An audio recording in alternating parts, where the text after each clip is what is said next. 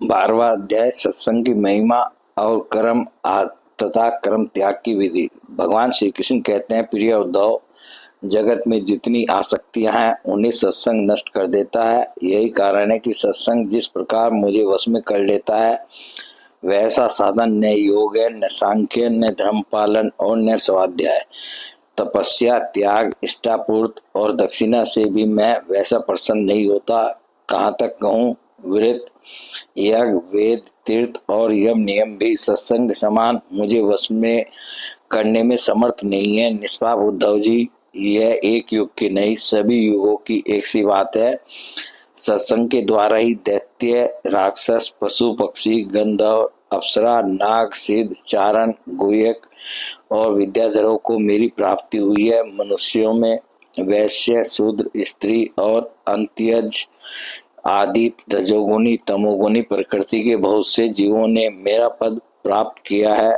वर्तासुर, प्रहलाद, वर्षपर्वा, बलि, बानासुर, मैं दानव, विभीषण, सुग्रीव, हनुमान, जामवान, गजेंद्र, जटायु, तुलाधार, वैश्य, धर्मव्याध, कुब्जा, व्रज की गोपियां, एक पत्नियां और दूसरे लोग भी सत्संग के प्रभाव से ही मुझे प्राप्त कर सके हैं। उन लोगों ने न तो वेदों का स्वाध्याय किया था और न विधि पूर्वक महापुरुषों की उपासना की थी। इसी प्रकार उन्होंने कृच्छ्र, चांद्रायन आदि व्रत और कोई तपस्या भी नहीं की थी। बस केवल सत्संग के प्रभाव से ही वे मुझे प्राप्त हो गए। गोपियां, गायें, यमलार्जुन आदि वृक्ष, व्रज के हरिण आदि पशु, कालिय आदि नाग, ये तो साधन साध्य के संबंध में सर्वथा ही मूढ़ बुद्धि थे। इतने ही नहीं, ऐसे ऐसे और भी बहुत हो गए जिन्होंने केवल प्रेम पूर्ण भाव के द्वारा ही मेरी अनायास प्राप्ति कर ली और कृत्य कृत्य हो गए।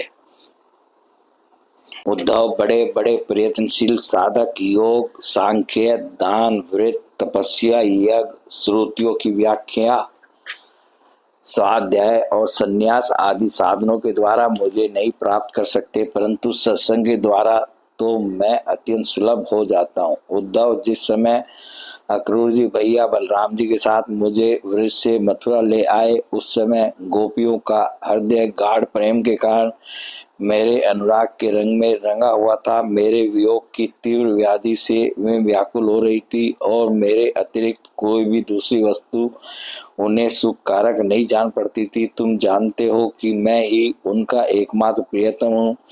जब मैं वृंदावन में था तब उन्होंने बहुत सी रात्रियां, वे रास की रात्रियां मेरे साथ आधे क्षण के समान बिता दी थी, परंतु प्यारे उद्धव, मेरे बिना वे ही रात्रियां उनके लिए एक एक कल्प के समान हो गई।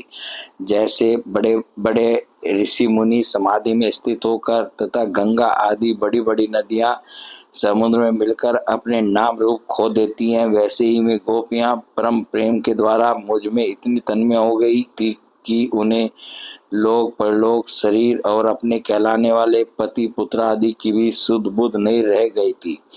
उद्धव, उन गोपियों में बहुत सी तो ऐसी थी जो मेरे वास्तविक स्वरूप को नहीं जानती थी। वे मुझे भगवान ने जानकर केवल प्रियतम ही समझती थी और जार भाव से मुझसे मिलने की आकांक्षा किया करती थी। उन साधनहीन सैकड़ों हजारों अबलाओं ने केवल संग के प्रभाव से ही मुझ पर ब्रह्म परमात्मा को प्राप्त कर लिया। इसलिए उद्धव, तुम श्रुति, स्मृति, विधि, निषेध, प्रवृत्ति, निवृत्ति और सुनने योग्य तथा सुने हुए विषय का भी परित्याग करके सर्वत्र मेरी भावना करते हुए समस्त प्राणियों के आत्मस्वरूप मुझ एक की ही शरण संपूर्ण रूप से ग्रहण करो, क्योंकि मेरी शरण में आ जाने से तुम सर्वथा निर्भय हो जाओगे।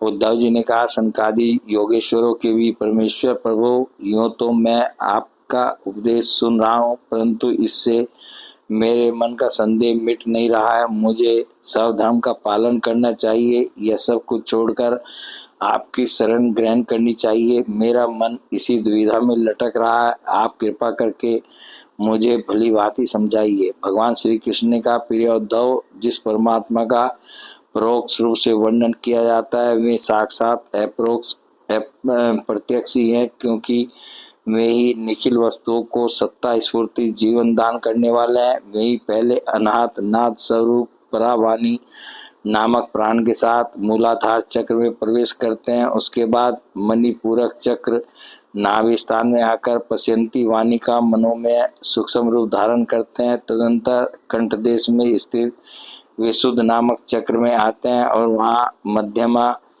वाणी के रूप में व्यक्त होते हैं। फिर क्रम से मुख में आकर ह्रस्व दीर्घादि मात्रा उदात्त अनुदात्त आदि शब्द तथा ककार आदि वर्ण रूप स्थूल वैखरी वाणी का रूप ग्रहण कर लेते हैं। अग्नि आकाश में उष्मा अथवा विद्युत के रूप में से अव्यक्त रूप में स्थित है। जब बलपूर्वक काष्ठ मंथन किया जाता है तब वायु की सहायता से वह पहले अत्यंत सूक्ष्म चिंगारी के रूप में प्रकट होती है और फिर आहुति देने पर प्रचंड रूप धारण कर लेती है। वैसे ही मैं भी शब्द ब्रह्म स्वरूप से क्रम से परा पश्यंती मध्यमा और वैखरी वाणी के रूप में प्रकट होता हूँ। इसी प्रकार बोलना, हाथों से काम करना, पैरों से चलना, मुतेंद्रिय तथा गुदा से मल मूत्र त्यागना, सूंघना, चखना, देखना, छूना, सुनना, मन से संकल्प विकल्प करना, बुद्धि से समझना, अहंकार के द्वारा अभिमान करना, महत्ताओं के रूप में सबका ताना बाना बुनना तथा सतगुण रजोगुण और तमोगुण के सारे विकार, कहाँ तक कहूँ समस्त कर्ता करण और कर्म मेरी ही अभिव्यक्तियां है। यह सबको जीवित करने वाला परमेश्वर ही इस त्रिगुण में ब्रह्मांड कमल का कारण है। यह आदि पुरुष पहले एक और अव्यक्त था। जैसे उपजाऊ खेत में बोया हुआ बीज शाखा पत्र पुष्प आदि अनेक रूप धारण कर लेता है, वैसे ही काल गति से माया का आश्रय लेकर शक्ति विभाजन के द्वारा परमेश्वर ही अनेक रूपों में प्रतीत होने लगता है। जैसे तागों के ताने बाने में वस्त्र ओतप्रोत रहता है, वैसे ही यह सारा विश्व परमात्मा में ही ओतप्रोत है। जैसे सूत के बिना वस्त्र का अस्तित्व नहीं है किंतु सूत वस्त्र के बिना भी रह सकता है, वैसे ही इस जगत के न रहने पर भी परमात्मा रहता है किंतु यह जगत परमात्मा स्वरूप ही है। परमात्मा के बिना इसका कोई अस्तित्व नहीं है। यह संसार वृक्ष अनादि और प्रवाह रूप से नित्य है। इसका स्वरूप ही है कर्म की परंपरा तथा इस वृक्ष के फल फूल हैं मोक्ष और भोग। इस संसार वृक्ष के दो बीज हैं, पाप और पुण्य, असंख्य वासनाएं जड़ें हैं और 3 गुण तने हैं, 5 भूत इसकी मोटी मोटी प्रधान शाखाएं हैं और शब्दादि 5 विषय रस हैं, 11 इंद्रिया शाखाएं हैं तथा जीव और ईश्वर 2 पक्षी इसमें घोंसला बनाकर निवास करते हैं। इस वृक्ष में वात पित्त और कफ रूप 3 तरह की छाल है। इसमें 2 तरह के फल लगते हैं, सुख और दुख। यह विशाल वृक्ष सूर्य मंडल तक फैला हुआ है। इस सूर्य मंडल का भेदन कर जाने वाले मुक्त पुरुष फिर संसार चक्र में नहीं पड़ते। जो ग्रस्त शब्द रूप रस आदि विषयों में फंसे हुए हैं वे कामना से भरे हुए होने के कारण गिद्ध के समान है। वे इस वृक्ष का दुख रूप फल भोगते हैं क्योंकि वे अनेक प्रकार के कर्मों के बंधन में फंसे रहते हैं। जो अरण्यवासी परमहंस विषयों से विरक्त हैं वे इस वृक्ष में राजहंस के समान है और वे इसका सुख रूप फल भोगते हैं। प्रिय उद्धव, वास्तव में मैं एक ही हूँ। यह मेरा जो अनेकों प्रकार का रूप है वह तो केवल माया में है।